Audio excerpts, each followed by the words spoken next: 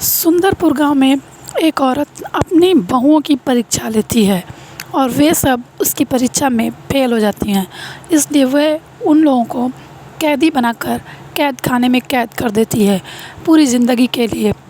आइए जानते हैं किस तरह वे सब उसके जाल में फंसती हैं। सुंदरपुर गांव में एक परिवार रहता था, मोहन और उसके माँ बाप। मोहन की 2 शादियां हो चुकी थीं। दोनों शादियों से जो औरतें उसके घर में आई थीं उसकी माँ उनकी परीक्षा ले रही थी और वे दोनों उसकी परीक्षा में फ़ेल हो गईं। इसलिए वह उन दोनों को कैदी बनाकर कैद खाने में रख देती है। एक दिन मोहन का पिता मोहन से बोल रहा था कि देखो, तुम्हारी माँ की परीक्षा में तुम्हारी दोनों बीवियाँ फ़ेल हो गईं, इसलिए वे सब आज कैद हैं। अब तुम्हारे लिए मैं अपने हिसाब से लड़की ढूँढूँगा।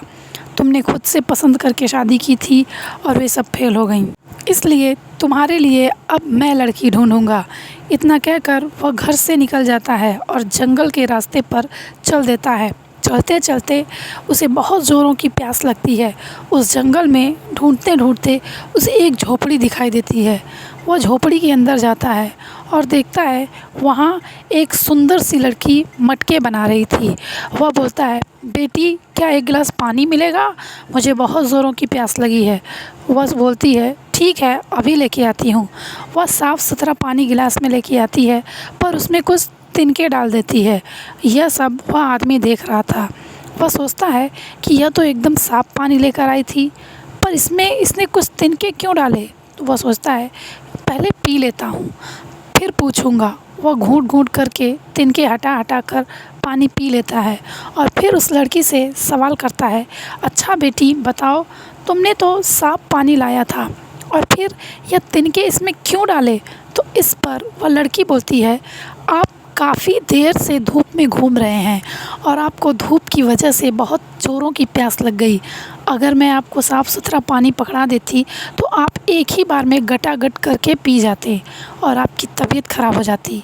इसलिए मैंने तिनके डाल दिए ताकि आप घूंट घूंट करके पिएं और आपकी तबीयत ना ख़राब हो। यह सुनकर वह आदमी सोचता है, यह बहुत ही समझदार लड़की है और यही मेरी बहू बनने के लायक है। वह बोलता है, तुम्हारे घर में और कौन कौन रहता है? तो वह बोलती है, मेरी माँ। तो वो आदमी बोलता है, अपनी माँ को बुलाओ। उसकी माँ आती है तो उससे वह आदमी बोलता है, मैं तुम्हारी बेटी का हाथ अपने बेटे के लिए मांग रहा हूँ, मुझे तुम्हारी बेटी बहुत पसंद है। तो वह औरत बोलती है, कैसे साहब जी, हम लोग तो बहुत गरीब हैं, हम लोगों को देने के लिए आपको कुछ भी नहीं है। तो वह आदमी बोलता है, हमें सिर्फ़ आपकी बेटी चाहिए और कुछ नहीं, हम कल बारात लेकर आएंगे। तो इस पर वह लड़की अपनी माँ को बोलती है, माँ हाँ कर दो। तो वह बोलती है, कैसे हाँ कर दें? तो उस लड़की का नाम कमला था। कमला बोलती है, तुम बस हाँ कर दो, सब कुछ मैं देख लूँगी। तो बूढ़ी औरत हाँ बोल देती है और वह आदमी वहाँ से चला जाता है। दूसरे दिन जैसे ही सुबह होती है, कमला अपनी माँ को उठाती है, बोलती है, माँ जल्दी से 2 आदमियों को बुलाओ और एक डोली मंगाओ और मुझे तैयार करके डोली में बैठा कर विदा कर दो। उसकी माँ वैसे ही करती है। उधर से वह आदमी अपने बेटे के साथ बारातियों के साथ आ रहा था।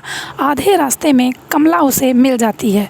तो वह बोलता है, अरे बेटी तुम यहाँ क्यों आ गई? हम तो खुद ही आ रहे थे तुम्हें लेने। तो इस पर कमला बोलती है, क्या ज़रूरत, रिश्ता तो पहले ही तय चुका था और मैं आपकी हो चुकी थी, तो मैंने सोचा आपको क्यों तकलीफ़ दूँ, मैं खुद ही आ जाती हूँ। चलिए, अगर आप घर चलना चाहते हैं तो ठीक है, खाना वाना बना है, तैयार है, आप खा के वापस आइएगा। इस पर वह आदमी बोलता है, नहीं नहीं, उसकी क्या ज़रूरत, हमें तो तुमसे मतलब है, चलो हम यहीं से वापस चलते हैं। इस पर कमला और वह सब लोग बाराती वहाँ से अपने घर आ जाते हैं। घर आते ही कमला की सास उससे भी परीक्षा लेती है।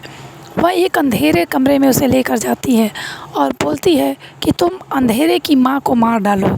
तो कमला, उसकी माँ ने उसे एक माचिस और दिया दिया था, वह जल्दी से उसे जला कर रख देती है। इस पर कमला की सास बहुत खुश होती है और सबसे बोलती है, देखो इसने मेरे सवाल का जवाब दे दिया।